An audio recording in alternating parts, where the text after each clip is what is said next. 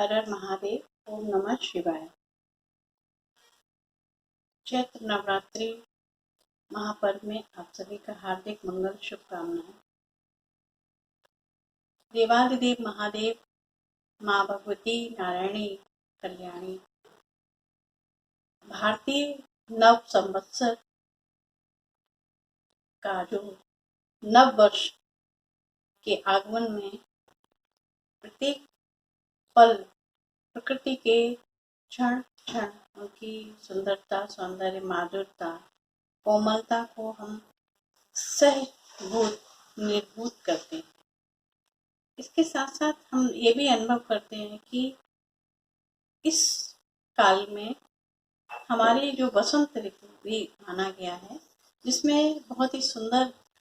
Nature का, प्रकृति का सौंदर्यीकरण देखने को मिलता है। ऐसे नवरात्रि काल में माँ भगवती की आराधना, उनकी उपासना प्रत्येक साधक के मन में अपने अपने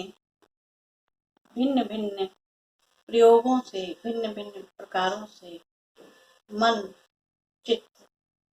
को शुद्ध करते हुए हम गंगा के तट पर हरिद्वार से ही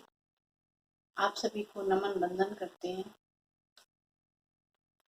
आज नवरात्रि का तृतीय दिवस है, जिसमें माँ भगवती चंद्रघंटा और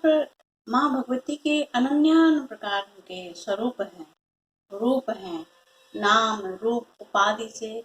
विभिन्न विभिन्न प्रकार से उनके फल की सिद्धि है, जो हम समस्त इस भवतारक जगत में भगवती के नाम से, श्री से, उनके वैभव से, ऐश्वर्य से, उनकी ही कृपा से समस्त जगत ब्रह्मांड अखिल नायक, कोटि कोटि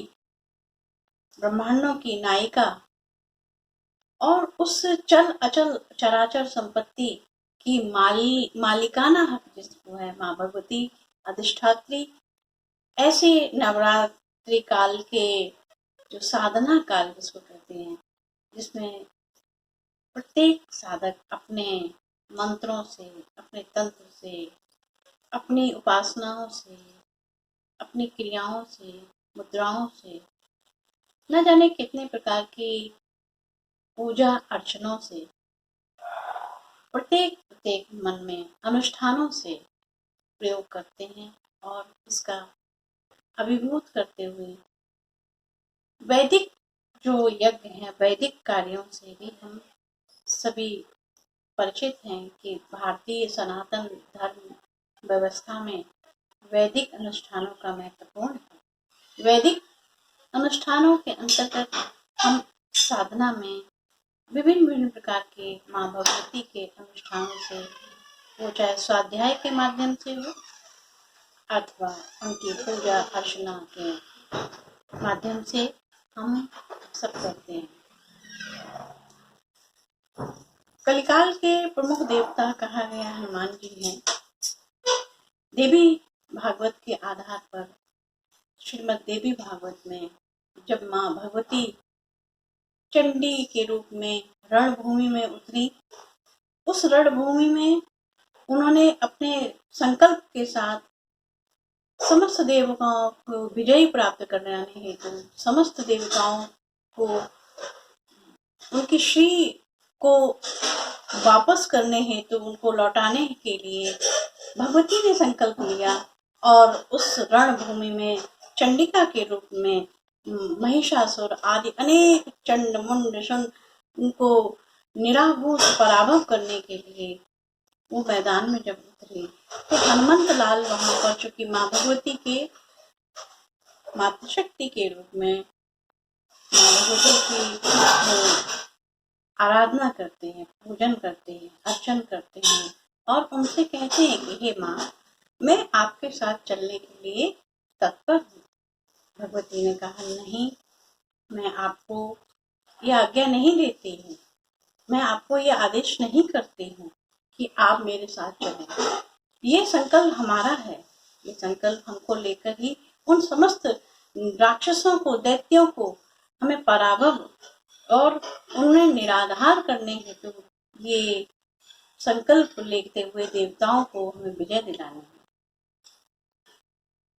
तब हनुमंत लाल ने सोचा कि भगवती तो हमको आज्ञा आदेश नहीं देंगे, लेकिन उनकी रक्षा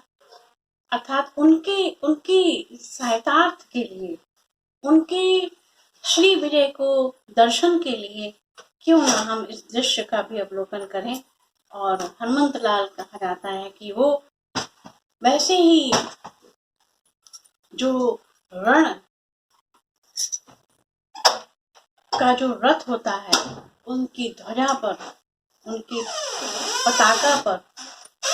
विजय पताका के ऊपर बहुत ही लघु रूप रख करके वहां पर विराजित हुए।